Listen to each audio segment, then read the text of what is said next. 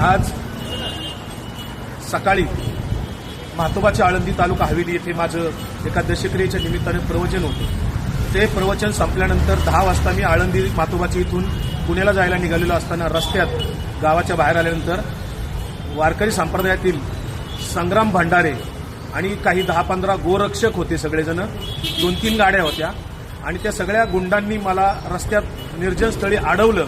माझी गाडीवर मला उतरून माझ्या अंगावर 2-3 शाईच्या बाटल्या ओतल्या, मला धक्काबुक्की केली आणि 2 जणांच्याकडे रिव्हॉल्वर होते। ते सगळेजण मला जीवे मारण्याची धमकी देत होते। त्यात लोक जमत असताना ते मात्र तात्काळ पळून गेले।